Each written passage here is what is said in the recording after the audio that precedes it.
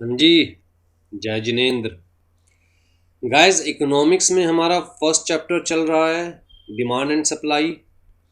और हम लोगों को स्टार्ट करना है इलास्टिसिटी ऑफ डिमांड से। ऑलरेडी 2 वीडियोस हो चुकी है, दोनों वीडियोस अपलोड हो चुकी है यूट्यूब चैनल पर। जो स्टूडेंट्स फर्स्ट टाइम हमारी वीडियोस देख रहे हैं उनको मैं बता दूं कि हम लोग C S executive entrance test की सारी वीडियोस फ्री ऑफ कॉस्ट अपने यूट्यूब चैनल पर अपलोड कर रहे हैं।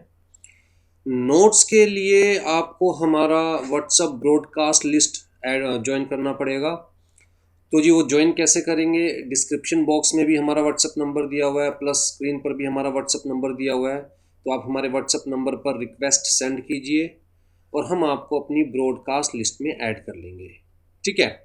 हमारा नंबर अपने कॉन्टैक्ट लिस्ट में ऐड करना मत भूलिएगा, तभी ब्रॉडकास्ट लिस्ट के मैसेज आपको मिल पाएंगे। आ जाइए जी, इलास्टिसिटी ऑफ डिमांड। इलास्टिसिटी का मतलब क्या होता है? कहता है जी, इलास्टिसिटी का मतलब है स्ट्रेचनेस। कोई चीज़ कितना स्ट्रेच हो सकती है, इलास्टिक, राइट। अगर हम इकोनॉमिक्स के पॉइंट ऑफ व्यू से देखें तो इलास्टिसिटी का मतलब क्या है? कहता है जी, relative change in one factor due to change in another factor. पहले मैं अपने नोट से करवा दूं जो मुझे करवाना है, फिर आपके रेफरेंस मटेरियल को भी देखेंगे। तो जी, इलास्टिसिटी का मतलब कहता है relative change in one factor due to change in another factor. अब मान के चलते हैं प्राइस की वजह से डिमांड में क्या चेंजेस आ रहे हैं, मतलब प्राइस चेंज होने की वजह से डिमांड कैसे रिएक्ट कर रही है, राइट। तो यहाँ डिपेंडेंट फैक्टर क्या हो गया? कहता है जी डिमांड। और इंडिपेंडेंट फैक्टर क्या हो गया? कहता है जी प्राइस। प्राइस में चेंज होने की वजह से डिमांड में क्या चेंजेस आ रहे हैं? तो relative change in the dependent factor due to change in the independent factor. यहाँ वर्ड रिलेटिव क्यों लिखा हुआ है, इस चीज़ को समझने की कोशिश कीजिए। अगर मैं एक सिंपल सा एग्जांपल लेता हूँ कि जी पहले प्राइस था 5 रुपये, अब इंक्रीज होकर प्राइस हो गया 7 रुपये। ठीक है? जब 5 रुपये प्राइस था तो क्वांटिटी की डिमांड कितनी थी? कहता है जी 10 यूनिट्स। अब प्राइस इंक्रीज हो गया है तो डिमांड कम होगी, डेफिनेटली इन्वर्स रिलेशन है प्राइस और डिमांड में। तो मान के चलते हैं जी डिमांड कितनी रह गई? कहता है जी 8 यूनिट्स। ठीक है? अब हम यहाँ पर कहेंगे कि भाई मार्केट में डिमांड कम हो गई। कितनी कम हो गई? कहता है 2 यूनिट्स की डिमांड कम हो गई। अगर हम सिंपल यूनिट्स में देखें, अगर हम परसेंटेज में देखें तो हम कहेंगे कि जी ओरिजिनली 10 यूनिट की डिमांड थी, अब 8 यूनिट की रह गई, डिवाइडेड बाय ओरिजिनल इनटू में 100। तो जी हमारे पास कितना चेंज आया? कहता है जी 2/10 इंटू में 100 इज इक्वल टू 20% चेंज हो गई डिमांड। तो वैसे हम देख रहे हैं 2 यूनिट, लेकिन दूसरे वर्ड्स में क्या कह सकते हैं जी 20% डिमांड चेंज हो गई। ठीक है? अब जी 20% डिमांड चेंज हो गई, ये अपने आप में कुछ इंडिकेट कर रहा है? अगर हम सिर्फ इस फिगर को देखें तो, फिलहाल प्राइस को इग्नोर कर दें, कहता कोई भी चीज़ इंडिविजुअली अपने आप कुछ इंडिकेट नहीं करती जब तक हम उसे किसी और चीज़ से कंपेयर ना करें। अगर हम ये कहें कि जी प्राइस में चेंज आया, कितना चेंज आया? ओरिजिनल था 5, चेंज हो गया 7 अपॉन में ओरिजिनल इंटू में 100। तो जी कितना हो गया? -2 अपॉन में 5 इंटू में 100, -2 इंटू में 20, मतलब 40% चेंज आया। कितना चेंज आया? 40%। माइनस क्यों आएगा साइन? कहता है जब हम डिमांड एंड प्राइस की बात कर रहे हैं तो दोनों में इन्वर्स रिलेशन है, तो हमेशा माइनस में ही रहेगी, राइट। तो कितना चेंज आया? 40%। अगर हम ये कहें यार प्राइस 40% चेंज किया तो डिमांड 20% चेंज हुई, तो यहाँ तो इस चीज़ का कोई मीनिंग भी है कि हाँ कुछ ना कुछ प्राइस से रिलेशन है। अगर प्राइस हम इतना चेंज करेंगे तो डिमांड इतनी चेंज हो सकती है, प्राइस इतना चेंज करेंगे तो डिमांड इतनी चेंज हो सकती है, राइट। इंडिविजुअली इसका कोई मतलब नहीं है। हम कहते हैं जी डिमांड कम होगी, क्यों? क्वेश्चन मार्क खड़ा रह गया, क्यों कम हो गई? वो तो नहीं पता पीछे फैक्टर क्या है। तो भैया खाली इस चीज़ का हम क्या करें कि डिमांड कम हो गई, पीछे का फैक्टर तो पता चलना चाहिए, उसी के बेसिस पे तो डिसीजन लिया जाएगा। और कोई कहे कि जी डिमांड कम हो गई क्योंकि प्राइस ज़्यादा हो गए, तो यहाँ पर डिसीजन लिया जा सकता है कि चलिए प्राइस थोड़ा कम करते हैं ताकि डिमांड इंक्रीज हो जाए, राइट। तो जी यहाँ पर जो ये चेंज हो रहा है हम कहते हैं जी relative in relation to price, in relation to price. तो इसीलिए इलास्टिसिटी की हम बात करते हैं, कहता है जी इलास्टिसिटी का मतलब क्या है कि एक फैक्टर में चेंज होने की वजह से दूसरे फैक्टर में कितना चेंज हो रहा है, दिस इज इलास्टिसिटी। एक फैक्टर में चेंज होने की वजह से, मतलब ये वाला फैक्टर क्या हो गया, इंडिपेंडेंट फैक्टर, और ये वाला फैक्टर क्या हो गया, dependent factor, which depends upon price. Demand depends upon price, हम ये कहते हैं ना, demand is the factor of price, demand is the factor of income, demand is the factor of taste, right. अगर मैं यहाँ पर प्राइस की जगह इनकम लेता कि जी इनकम कम होने की वजह से डिमांड कम हो गई, तो भी मतलब बनता है डेफिनेटली।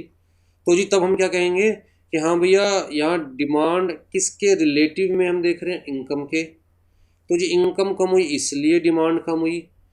तो जब हम किसी चीज़ से कंपैरिजन करते हैं, रिलेटिविटी देखते हैं, तब तो उस चीज़ का बेनिफिट है, अदरवाइज बेनिफिट नहीं होता।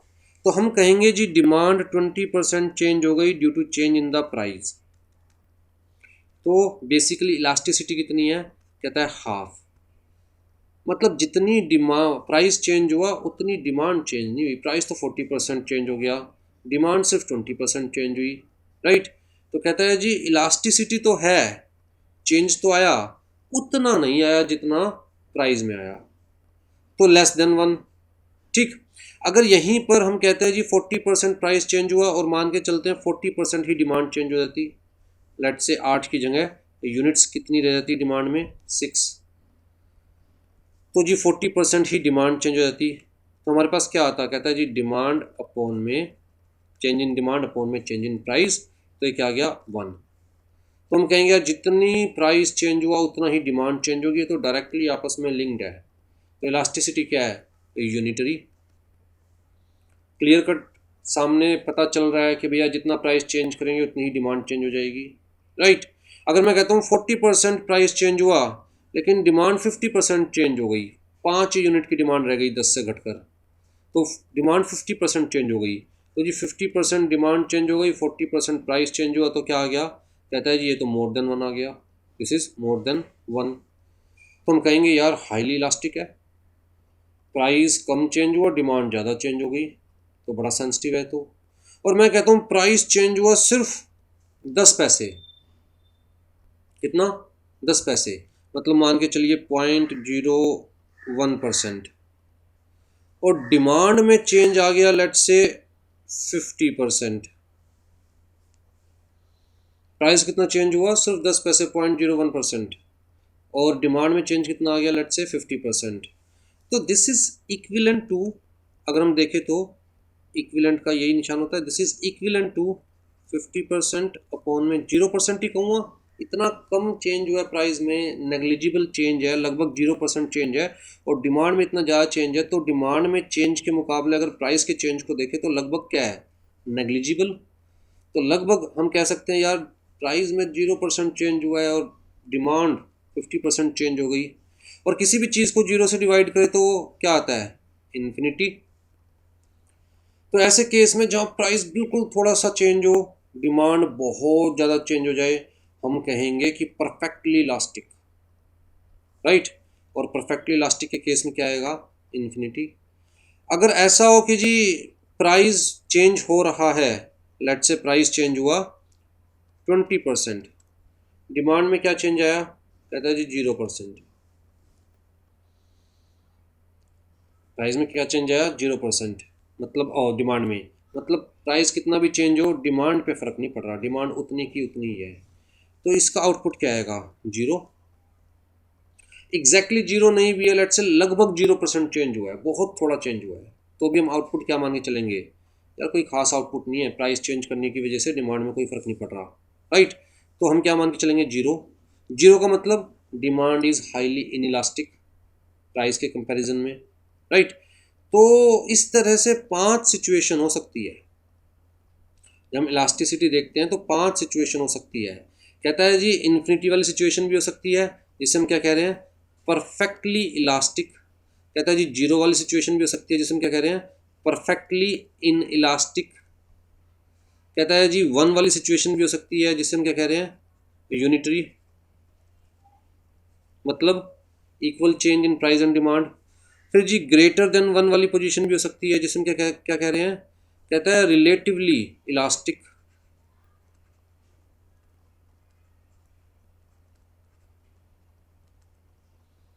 मतलब जितना प्राइस चेंज हो उससे डिमांड चेंज हो गई।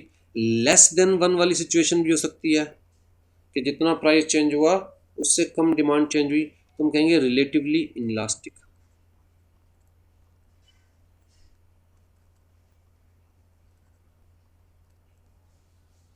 क्या कहेंगे हम, रिलेटिवली इनलास्टिक।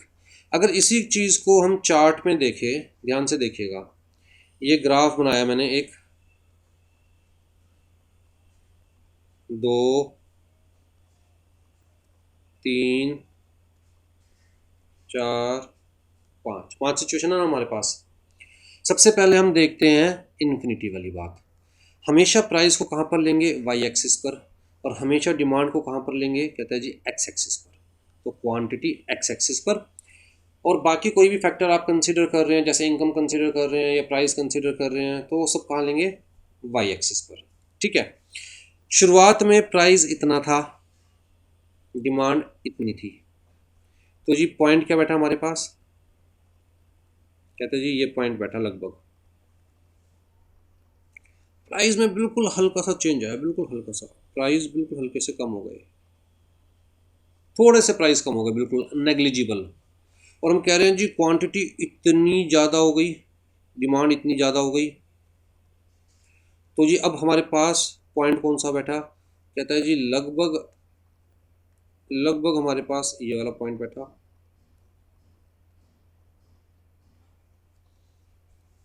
लगभग क्या बैठा, ये वाला पॉइंट। तो पहले पॉइंट को और चेंज वाले पॉइंट को अगर हम मिलाएं तो लगभग क्या बन रही है, पैरेलल लाइन। लगभग क्या बन रही है, पैरेलल लाइन। तो अगर आपको ग्राफ दे रखा है जी पैरेलल लाइन का, ये, तो आप क्या कहेंगे, इस केस में इलास्टिसिटी ऑफ डिमांड क्या है, price elasticity of demand, price के कंपैरिजन में देख रहे हैं। प्राइस इलास्टिसिटी ऑफ डिमांड क्या है, कहता है जी इन्फिनिटी। प्राइस में हल्का सा भी चेंज आएगा, नेग्लिजिबल भी, तो डिमांड बहुत ज़्यादा चेंज हो जाएगी, तो क्या है जी, इन्फिनिटी। फिर जी अब हम देखते हैं जीरो वाला केस, मतलब ये प्राइस है हमारे पास, ये क्वांटिटी है हमारे पास, पहले प्राइस इतना था, क्वांटिटी डिमांडेड इतनी थी, तो पॉइंट लगभग यहाँ बैठ रहा है, राइट। कहता प्राइस चेंज हो गया, प्राइस कम हो गया, क्वांटिटी अभी भी इतनी है, तो पॉइंट कहाँ बैठ रहा है हमारे पास, यहाँ पर। उफ, कुछ और उठाऊं इसकी जगह, ये उठा लेता हूँ।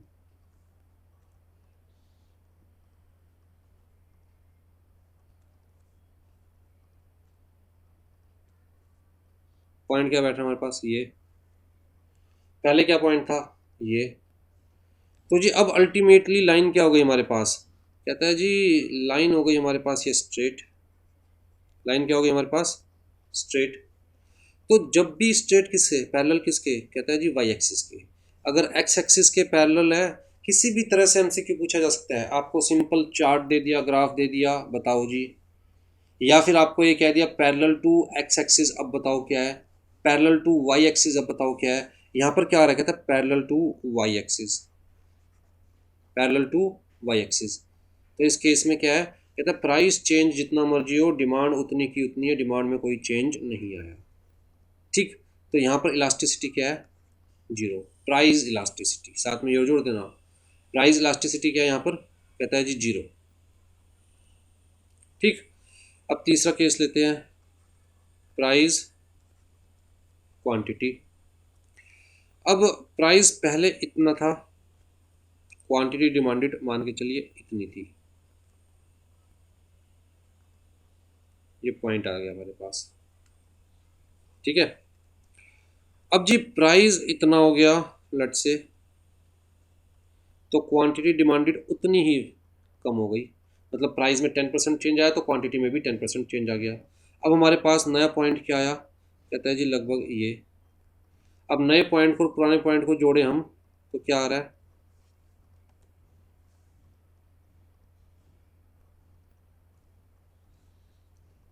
तो जहां पर change in price is equal to change in quantity, output क्या आएगा, 1।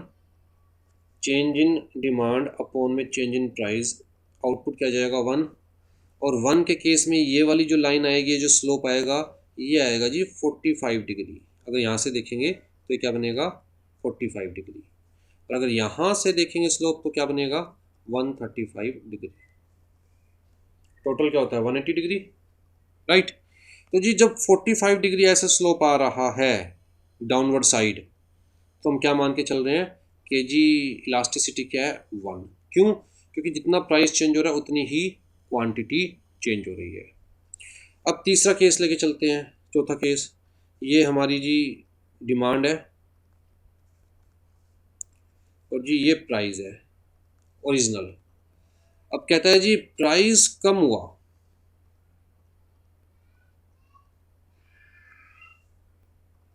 क्वांटिटी इंक्रीज होगी, डिमांड इंक्रीज होगी। कहता है प्राइस तो चेंज हुआ इतना और क्वांटिटी, अच्छा पहले वाले का जो हमारा पॉइंट है वो है ये वाला,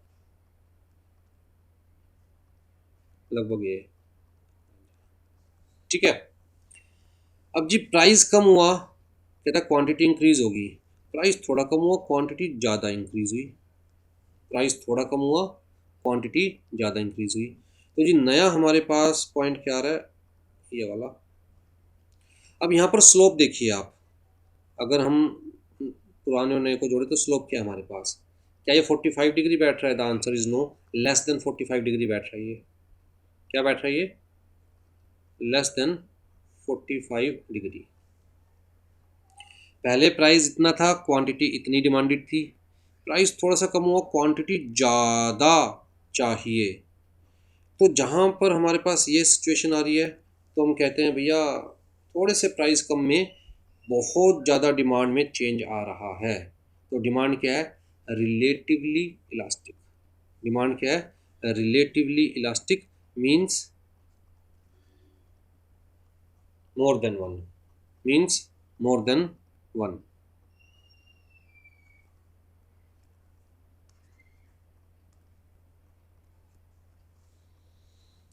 अब पांचवा केस देखते हैं जी।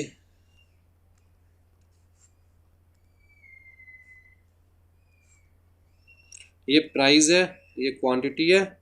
प्राइस पहले इतना था, क्वांटिटी डिमांडेड इतनी थी, तो पॉइंट लगभग यहाँ पर आया। प्राइस कम हुआ ज़्यादा, क्वांटिटी डिमांडेड हुई, कहता है जी कम, क्वांटिटी डिमांडेड कम चेंज हुई। तो नया पॉइंट क्या है हमारे पास, यहाँ पर। तो जी स्लोप देखिए कितना स्टीप हो गया है,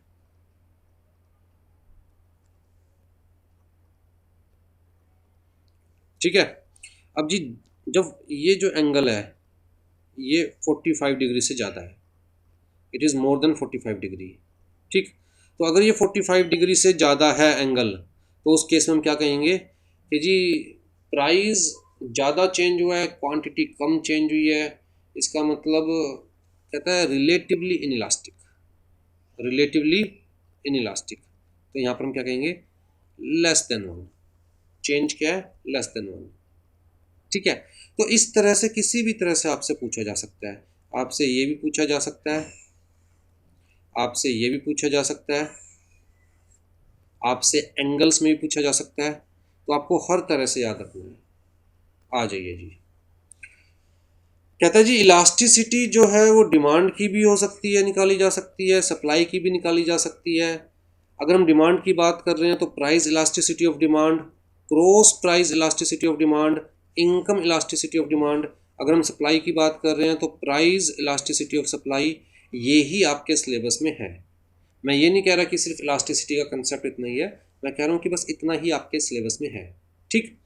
अब जी इलास्टिसिटी को फाइंड आउट करने के लिए हमारे पास अलग अलग मेथड्स होते हैं, percentage method, total expenditure method, graphic method और पॉइंट मेथड, ठीक है।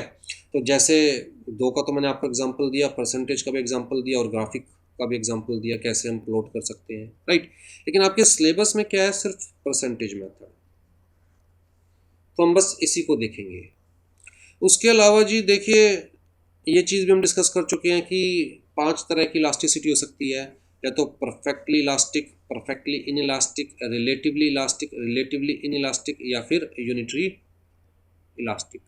ठीक है, perfectly elastic infinity, perfectly inelastic zero, relatively elastic one more than one, relatively inelastic less than one, और भैया यूनिटरी इलास्टिक वन। हाँ जी, price elasticity of demand. तो जी बड़ा क्लियर कट कहा गया कि भैया relative change in demand due to change in price, degree of responsiveness of demand of good to change in its price. Responsiveness एक अच्छा वर्ड है इलास्टिसिटी के केस में। कहता प्राइस में चेंज होने की वजह से डिमांड ने कैसे रिस्पोंड किया, राइट।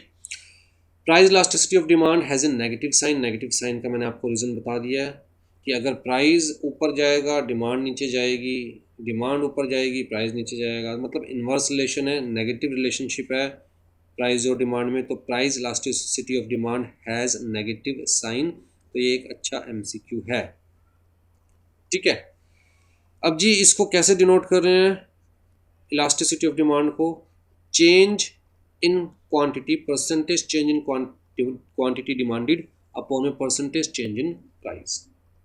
अब ये percentage change in quantity demanded अगर आपने ध्यान से सुनी अभी तक क्लास, तो वो भी आपको बता चुका था, original demand less changed demand. तो पहले ओरिजिनल आएगी, लेस चेंज्ड डिमांड अपॉन में ओरिजिनल, इनटू में 100। इस तरह प्राइस के केस में original price less changed price upon में ओरिजिनल इनटू में 100, राइट। तो ये हमारे पास परसेंटेज आ जाएगी 20% अपॉन 40%, 30% अपॉन 50%, इस तरह से। तो हमारे पास क्या आ जाएगी इलास्टिसिटी। चार्ट देख लीजिएगा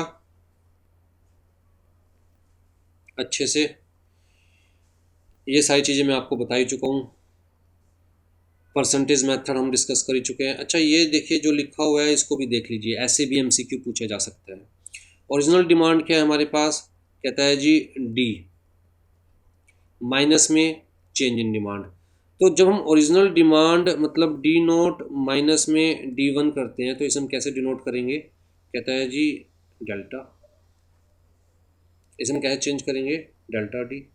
ठीक, तो बेसिकली क्या हो गया डेल्टा डी अपॉन में डी, ये क्या हो गया? अगर हम इस पूरे फॉर्मूले को देखें तो 100 से 100 कट गया, क्या रह गया? डेल्टा डी अपॉन में डी अपॉन में डेल्टा पी अपॉन में पी, यही चीज़ है। डेल्टा डी अपॉन में डी अपॉन में डेल्टा पी अपॉन में पी। अब ये जी नीचे वाला जो पार्ट है इसको ऊपर ले जाएंगे तो उल्टा हो जाएगा। तो डेल्टा डी अपॉन में डी इंटू में पी अपॉन में डेल्टा पी। इसको हम ऐसे भी लिख सकते हैं डेल्टा डी अपॉन में डेल्टा पी। भाई डेल्टा पी को यहाँ लिखे की बात है, इंटू में पी अपॉन में डी। तो ऐसे पूछा जाए तो भी ध्यान रखिएगा, ऐसे पूछा जाए तो भी ध्यान रखिएगा, और इस टाइप में दिया जाए तो उसको ऐसे करके देख लीजिएगा। ठीक है, कंफ्यूज होने की जरूरत नहीं, बात एक ही है। अगर आपको बेस क्लियर है आपका तो आप बड़ी इजीली एमसीक्यू को सॉल्व कर सकते हो। ठीक है जी, आ जाइए। Determinant of price elasticity of demand. कहता है प्राइस इलास्टिसिटी ऑफ डिमांड किस चीज़ पर डिपेंड करती है, किन किन फैक्टर्स पे डिपेंड करती है? सबसे पहले तो प्राइस लेवल। अब जी यहाँ पर बड़ी सिंपल सी बात कही गई कि जो गुड्स मॉडरेटली प्राइस्ड हैं, बहुत ज़्यादा महंगे भी नहीं है बहुत ज़्यादा सस्ते भी नहीं है, कहता है वो तो उनकी इलास्टिसिटी ज़्यादा होती है।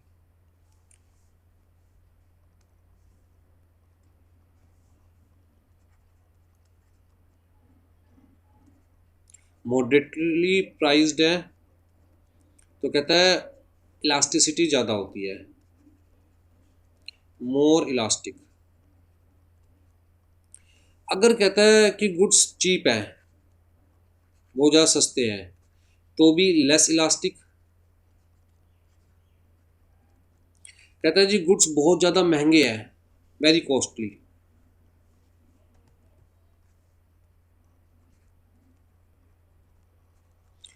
तो भी लेस इलास्टिक।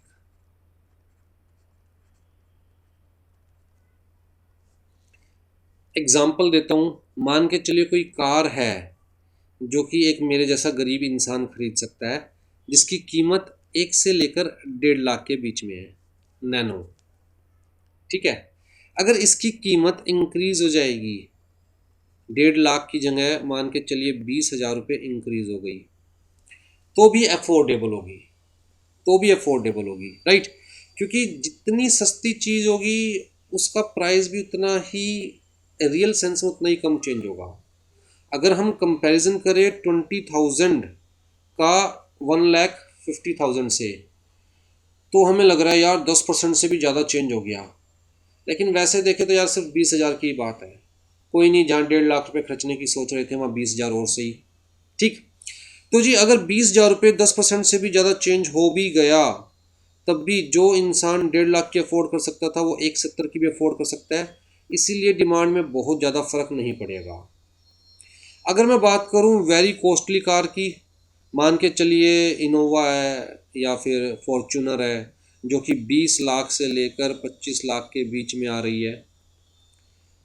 कहता है मान के चलिए कि 25 लाख की कार है, 2 लाख रुपए इंक्रीज कर दिए, लगभग 8% प्राइस इंक्रीज कर दिया। कहता है जिसकी औकात 25 लाख की कार खरीदने की है, वो तो भैया 27 की भी खरीद ही लेगा, उसके लिए मैटर नहीं करता 1,00,000 2 लाख रुपए।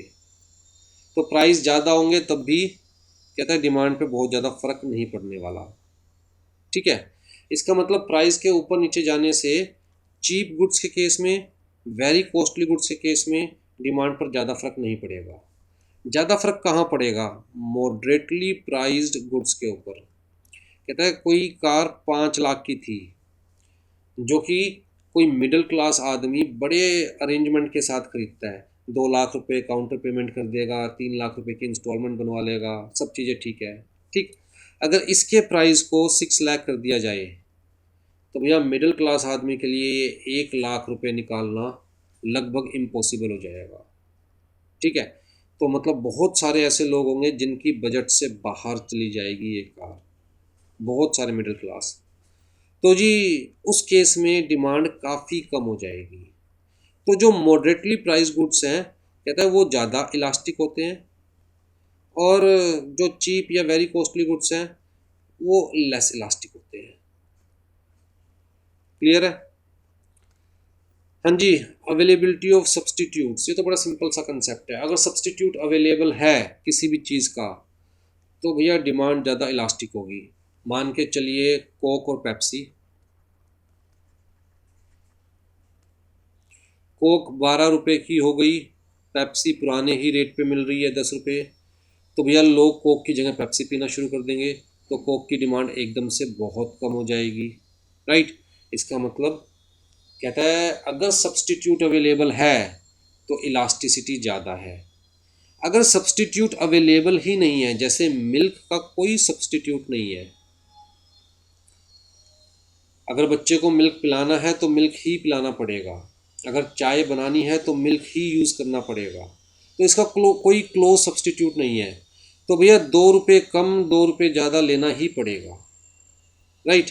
तो इसका मतलब अगर प्राइस में थोड़ा बहुत चेंज आता भी है तो भी डिमांड पर कोई असर नहीं पड़ने वाला। ठीक है, तो if a good has close substitute the price elasticity of demand for a commodity will be very elastic.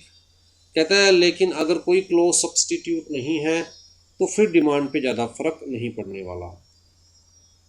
Time period, कहता है जी अगर हम टाइम पीरियड को देखें तो शॉर्ट रन में चीज़ों में एडजस्टमेंट करना पॉसिबल नहीं हो पाता, अल्टरनेट फाइंड आउट करना पॉसिबल नहीं हो पाता।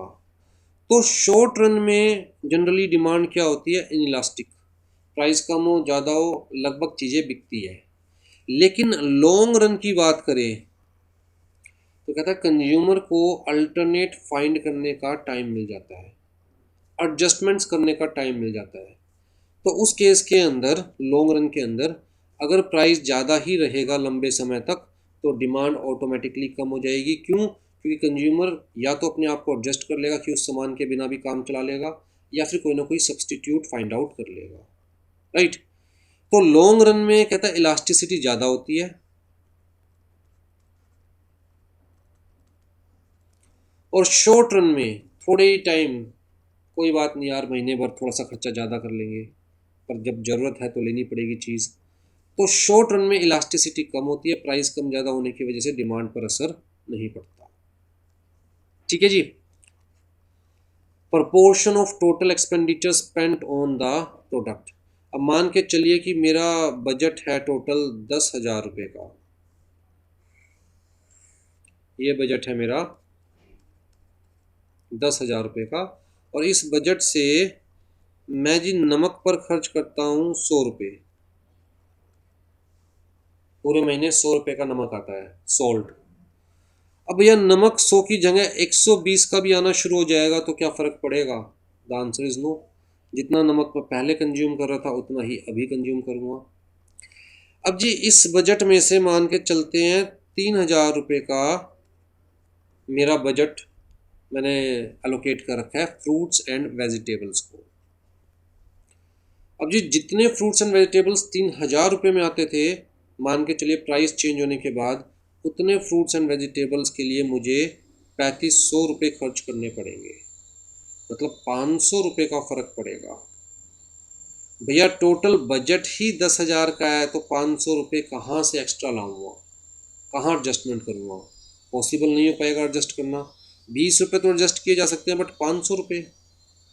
तो कहता है जितना ज़्यादा हम किसी प्रोडक्ट के ऊपर अपना बजट एलोकेट करते हैं वहाँ पर इलास्टिसिटी उतनी ही ज़्यादा बढ़ जाती है डिमांड की। क्यों?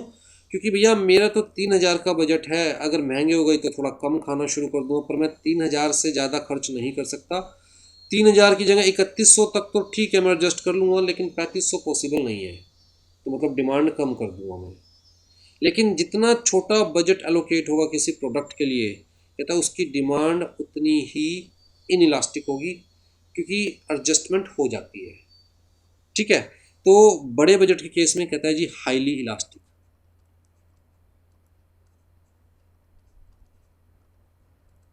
लेकिन छोटे बजट के केस में कहता है जी इनइलास्टिक, हाईली इनइलास्टिक। देखिए मैं साथ साथ आपको ये गोले बना के दिखाए जा रहा हूँ, चार्ट्स बना के दिखाए जा रहा हूँ, ग्राफ्स बना के दिखाए जा रहा हूँ, तो कोई ना कोई मकसद है मेरा। आपसे इवन ऐसे भी एमसीक्यू पूछे जा सकते हैं। आपको ऐसे दे दिया जाएगा ये जी आपका बजट है, अब जी एक प्रोडक्ट है जिसके ऊपर आप ये असाइन कर रहे हो, कोई फिगर नहीं दी जाएगी, बस ऐसे बना दिया जाएगा।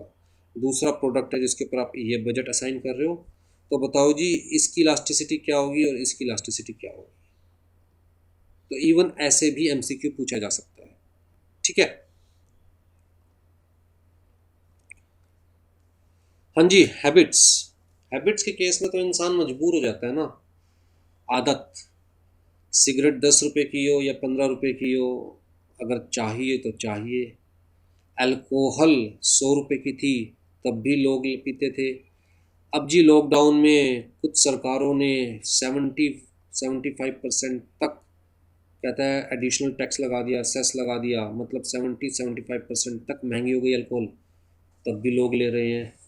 तो अगर किसी चीज़ की हैबिट है तो उसकी डिमांड इनइलास्टिक, कोई फ़र्क नहीं पड़ता प्राइस कम हो या ज़्यादा हो, राइट। फिर जी नेचर ऑफ कमोडिटी, कहता है नेसेसिटी है, अगर कोई चीज़ ज़रूरी है तो प्राइस कम हो या ज़्यादा हो लेनी ही पड़ेगी। लेकिन अगर नेसेसिटी नहीं है, लग्जरी है, कंफर्ट है, तो भैया अगर अफोर्ड कर पाऊँगा तभी तो लूँगा ना। ठीक है। अगर मान के चलो प्राइस इंक्रीज़ हो गया, मैं अफोर्ड ही नहीं कर पा रहा हूँ, तो मैं उसकी डिमांड ख़त्म कर दूँगा, कम कर दूँगा। वेरियस यूजेस, जैसे कि मिल्क। अब जी देखिए मिल्क के वेरियस यूजेस हैं। जैसे मैं मिल्क को यूज़ करता था डायरेक्टली कंज्यूम करने के लिए, मैं मिल्क को टी में यूज़ करता हूँ, मैं मिल्क को कर्ड के लिए यूज़ करता हूँ, दही बनाने के लिए, मैं चीज़ बनाने के लिए, पनीर बनाने के लिए यूज़ करता हूँ, ठीक है। तो बहुत सारे यूजेस हैं मिल्क के। क्रीम बनाने के लिए यूज़ करता हूँ। अब जी अगर मिल्क महंगा हो गया तो भैया मैं कहूँगा यार छोड़, क्रीम कोई एसेंशियल चीज़ थोड़ी ना है, क्रीम नहीं खाएंगे। या पनीर है थोड़ा कम खा लेंगे, तो थोड़ा कम मिल्क परचेज कर लेंगे। भाई बच्चों को पिलाना ज़रूरी है, चाय भी तलब मारती है, पीनी ज़रूरी है। दही भी चलो ठीक है, कम ज़्यादा हम एडजस्ट कर लेंगे। पनीर ज़रूरी थोड़ी ना है, इसको नहीं बनाएंगे मिल्क से पनीर, क्रीम नहीं बनाएंगे मिल्क से। तो जी जहाँ पर मैं 3 kg ले रहा था, जो कि इन सारी चीज़ों के लिए मैं यूज़ करता था, वहाँ पर मैं 2.5 kg लेना शुरू कर दूंगा। भाई क्रीम नहीं बनाएंगे या पनीर नहीं बनाएंगे, राइट। तो जहाँ पर एक प्रोडक्ट के मल्टीपल यूजेस होते हैं, उसकी इलास्टिसिटी ज़्यादा होती है। क्यों? क्योंकि किसी न किसी यूज़ को हम कॉम्प्रोमाइज़ कर सकते हैं। लेकिन अगर किसी प्रोडक्ट का एक ही यूज़ है, जैसे कि शैम्पू, अब यह बाल तो धोने ही है, तो शैम्पू का तो एक ही यूज़ है बाल धोने के लिए, तो भैया अगर थोड़ा महंगा होगा तब भी लेना ही पड़ेगा, ठीक है।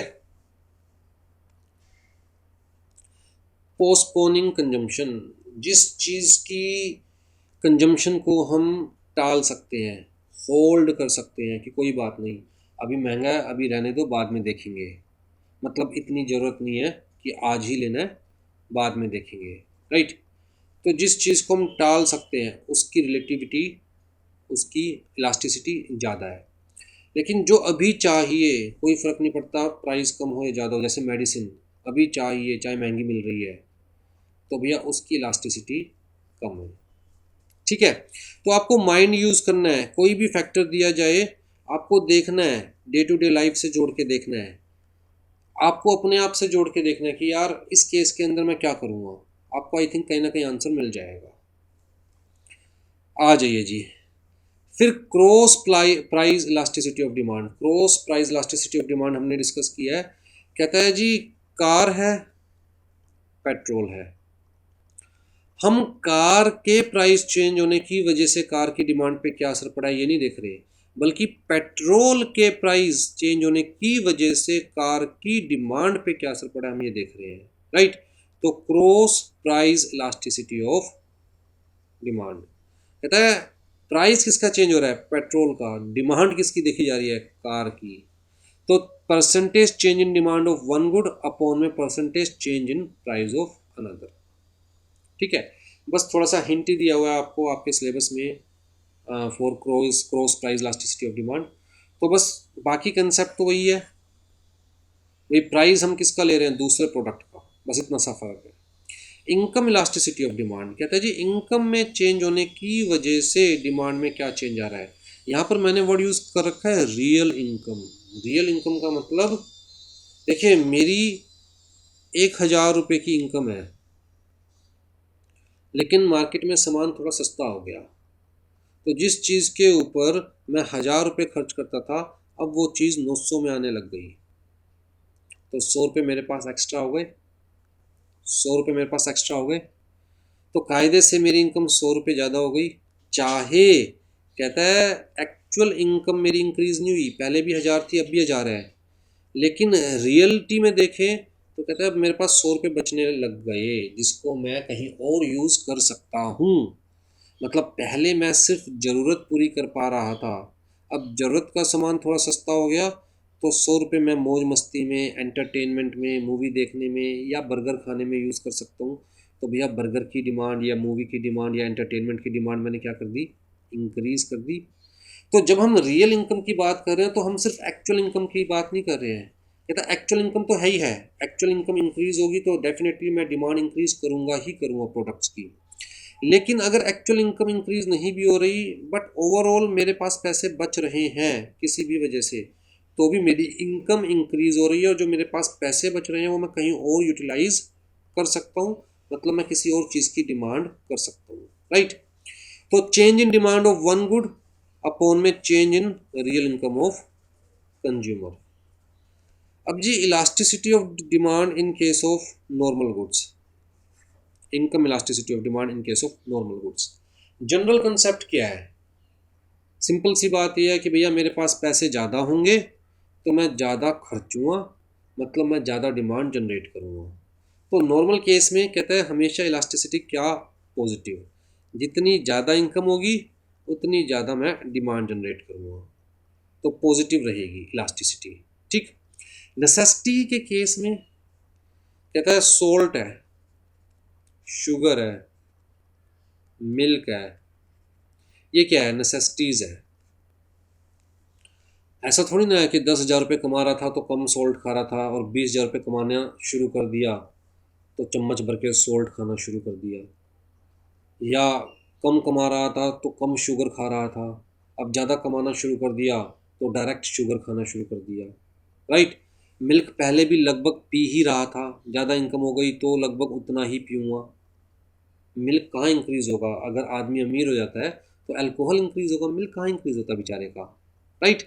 तो कहता है नेसेसिटी वाले केस में भी बहुत ज़्यादा फर्क नहीं पड़ता डिमांड पे, तो इलास्टिसिटी 0 से 1 के बीच में ही, मतलब इलास्टिसिटी होती है, थोड़ी सी कंजम्पशन बढ़ती है, बट ऐसा नहीं है कि हाईली इलास्टिक होता है, तो 0 से 1 के बीच में ही रहता है। तो हम कह सकते हैं रिलेटिवली इन इलास्टिक। जितनी इनकम बढ़ती है उतना हम नेसेसिटी प्रोडक्ट्स की डिमांड इंक्रीज नहीं करते। लग्जरी गुड्स के केस में कहता है मोर देन 1, अबव 1। कहता है किसी इंसान की जेब में 1,000 रुपये आता है तो सोचता है यार 1,200 रुपये वाली चीज़ परचेज करूँ। एक्स्ट्रा 1,000 रुपीज़ आते हैं तो सोचता है कि 1,200 रुपये वाली चीज़ परचेज करूँ।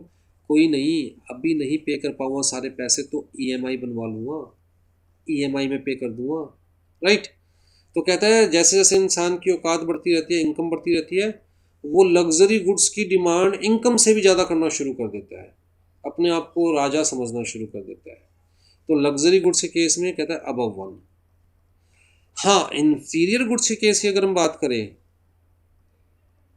जैसे पहले मैं गरीब था तो 50 रुपये वाला राइस खाता था, अब मेरी इनकम अच्छी हो गई तो मैं ये गरीबों वाला राइस थोड़ा ना खाऊंगा, अब मैं 100 रुपये वाला अच्छे वाला बासमती खाऊंगा। ठीक है। तो इसकी डिमांड क्या हो जाएगी? कम। तो जैसे जैसे मेरी इनकम इंक्रीज होगी वैसे वैसे इंफीरियर गुड्स की मैं डिमांड क्या कर दूंगा? कम। तो इंफीरियर गुड्स के केस में कहता है जनरली क्या होगा? नेगेटिव। ठीक। आज है जी प्राइस इलास्टिसिटी ऑफ सप्लाई। अब देखिए जो भी हमने प्राइस इलास्टिसिटी ऑफ डिमांड में डिस्कस किया है वही सारी बातें प्राइस इलास्टिसिटी ऑफ सप्लाई में है। वही 5 तरह की इलास्टिसिटी हो सकती है: perfectly elastic, perfectly inelastic, relatively elastic, relatively in elastic, unitary elastic. वैसे ही हमें इलास्टिसिटी निकालनी है। कहता है जी डिमांड के केस में हम क्या करते थे? Original demand less change demand upon में ओरिजिनल डिमांड इनटू में 100 अपोन में original price less change price upon में ओरिजिनल प्राइस इनटू में 100। यहाँ पर डिमांड की जगह क्या कर देंगे? Price supply, original supply less change supply upon में ओरिजिनल सप्लाई, बस इतना सा फर्क है। आपको दिमाग में क्या रखना है जो इम्पोर्टेंट चीज़ है, जब हम बात करते हैं डिमांड की और प्राइस की, हमने कहा जी स्लोप नीचे की तरफ ही आता है, यूनिटरी है, ग्रेटर देन 1 है, लेस देन 1 है, कहते हैं जनरली स्लोप क्या आता है? नीचे की तरफ ही होता है। ठीक है। क्यों? क्योंकि प्राइस में और डिमांड में इनवर्स रिलेशन है, लेकिन प्राइस में और सप्लाई में कहता है जी पॉजिटिव रिलेशन है। जैसे जैसे प्राइस इंक्रीज होंगे डिमांड और सप्लाई मार्केट में इंक्रीज होती है। राइट। तो ग्राफ कैसे बनेंगे? कहता है सारे स्लोप्स पॉजिटिव आएंगे, सारे स्लोप्स क्या आएंगे?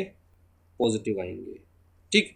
तो बस इतनी सी चीज़ आपको दिमाग में रखनी है कि सप्लाई के केस में हमारे पास जितने भी स्लोप्स आएंगे वो क्या आएंगे? पॉजिटिव। ठीक। ऊपर की तरफ जाते हुए, नीचे की तरफ आते नहीं, ऊपर की तरफ जाते हुए। अनलिमिटेड के केस में तो वही है पैरेलल टू एक्स एक्सिस, और जीरो के केस में वही है पैरेलल टू वाई एक्सिस। उसके अलावा जो बाकी तीनों हैं वो ऊपर की तरफ जाते हुए, ना कि नीचे की तरफ आते हुए। Determinants of price elasticity of supply. मतलब भैया प्राइस इलास्टिसिटी ऑफ सप्लाई किन किन फैक्टर्स पर डिपेंड करती है। तो सबसे पहला क्या है, टाइम पीरियड। टाइम पीरियड का मतलब क्या हुआ, कहता है जी अगर हमारे पास मान के चलिए कि कमोडिटी के प्राइस इंक्रीज हो रहे हैं and the producer have enough time to make the adjustment in the level of output, तो elasticity of supply will be more elastic. ठीक है कि भैया प्रोड्यूसर के पास टाइम है और वो एडजस्टमेंट कर सकता है ज़्यादा प्रोड्यूस करने के लिए। तो जैसे जैसे प्राइस इंक्रीज होंगे प्रोड्यूसर की कोशिश तो यही रहती है ना कि ज़्यादा से ज़्यादा मैं प्रोड्यूस करूं, क्योंकि जितने ज़्यादा प्राइस इंक्रीज हो रहे हैं प्रोड्यूसर का उतना ही ज़्यादा बेनिफिट। तो कहता है जी इस केस के अंदर जहां पर प्रोड्यूसर लंबे समय तक प्राइस इंक्रीज रहने की उम्मीद है और प्रोड्यूसर के पास टाइम है एडजस्टमेंट करने की, लेबर इंक्रीज करने की, जगह इंक्रीज करने की, प्रोडक्शन इंक्रीज करने की, तो भैया डेफिनेट सी बात है वो ज़्यादा सप्लाई करना शुरू कर देगा एडजस्टमेंट करने के बाद। तो इसका मतलब इलास्टिसिटी ज़्यादा है। लेकिन अगर थोड़े टाइम के लिए ही प्राइस इंक्रीज हुए हैं और उतने टाइम में प्रोड्यूसर चाहकर भी उस अपॉर्चुनिटी का बेनिफिट नहीं ले सकता, अपनी प्रोडक्शन इंक्रीज नहीं कर सकता, तो कहता है वो उतना ही प्रोड्यूस करता रहेगा जितना करता है। तो मतलब उस केस के अंदर सप्लाई क्या होगी, इनइलास्टिक होगी। प्राइस चेंज होने के बाद भी उतनी ही सप्लाई कर पाएगा प्रोड्यूसर जितनी वो कर सकता है, राइट। फिर जी एबिलिटी टू स्टोर आउटपुट। अब देखिए अगर कोई गुड्स पेरिशेबल है जो जल्दी ख़राब हो सकते हैं तो भैया सप्लायर सोचेगा यार कम में ज़्यादा में जाने दे तू। लेकिन अगर गुड्स को स्टोर किया जा सकता है तो सेलर सोचेगा यार जब सही दाम मिलेंगे तभी मैं बेचूंगा, राइट।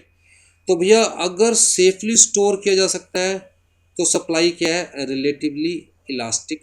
क्यों, प्रोड्यूसर कहेगा भैया मैं तो रोक के बैठा हूँ, जब सही दाम मिलेंगे तभी बेचूंगा। तो प्राइस ज़्यादा होंगे तभी वो सामान निकालेगा। लेकिन अगर कुछ गुड्स ऐसे हैं जो भैया ख़राब हो सकते हैं तो प्राइस मार्केट में ज़्यादा है या कम है कोई फ़र्क नहीं पड़ता भैया, डेली बेसिस पर सामान तो निकालना ही है। तो उस केस में सप्लाई क्या है, इनइलास्टिक। फिर जी फैक्टर मोबिलिटी। फैक्टर मोबिलिटी का मतलब क्या है, जो हमारे पास फैक्टर्स ऑफ प्रोडक्शन होते हैं जैसे कि लेबर। अब भैया अगर लेबर ऐसी है जो बहुत इजीली किसी और काम में स्विच कर सकती है तो लेबर को जैसे ही दूसरे काम में अपॉर्चुनिटी ज़्यादा दिखाई देगी उस काम में स्विच कर जाएगी लेबर। तो भैया यहाँ पर ऑटोमेटिकली सप्लाई क्या हो जाएगी, कम, क्योंकि प्रोडक्शन क्या हो जाएगी, कम। ठीक है। अगर लेबर किसी और काम में स्विच नहीं कर सकती, उसी काम जिस जो काम करना आता है वही काम करती रहेगी लेबर, तो उस केस में सप्लाई अफेक्ट नहीं होगी। तो मतलब अगर हमारे पास factors of production can be easily moved तो सप्लाई क्या है, इलास्टिक। सप्लाई क्या, इलास्टिक। ज़्यादा लेबर होगी ज़्यादा सप्लाई होगी, कम लेबर होगी कम सप्लाई होगी। लेकिन लेबर उतनी ही रहनी है क्योंकि लेबर कहीं और जा नहीं सकती, वही काम करना आता है वही काम करती रहेगी, तो सप्लाई भी उतनी ही रहेगी।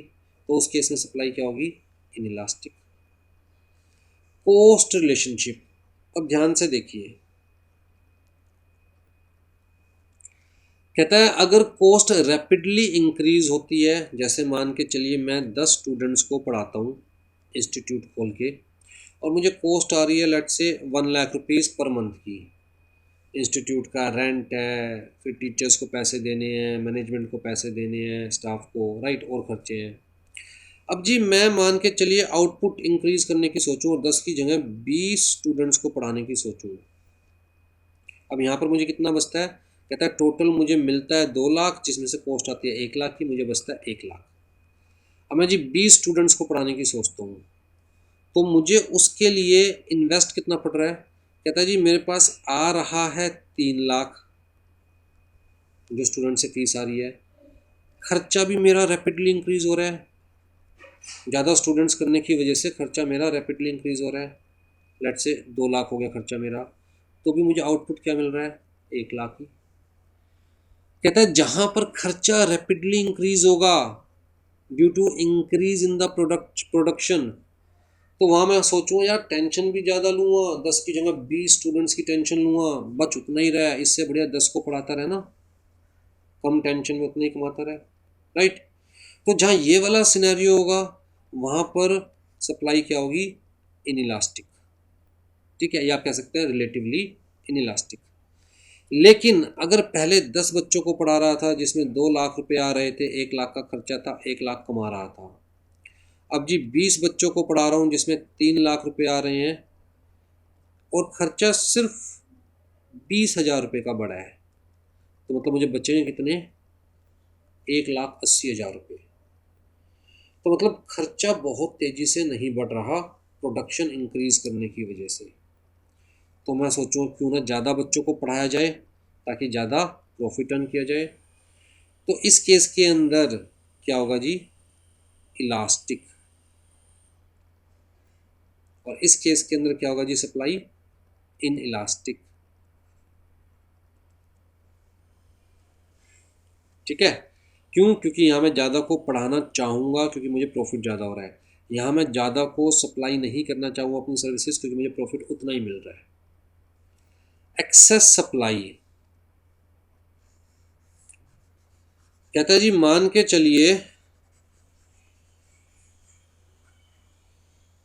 कि जो मेरी कैपेसिटी है मैं उसका 50% ही यूटिलाइज कर रहा हूँ, प्रोडक्शन कैपेसिटी का 50% ही यूटिलाइज कर रहा हूँ, 50% और यूटिलाइज कर सकता हूँ बहुत कम खर्चा करके। तो मतलब मेरे पास अभी कैपेसिटी है 50% और सप्लाई करने की। तो कहता है उस केस में पॉसिबिलिटी है कि मैं सप्लाई इंक्रीज कर दूँ।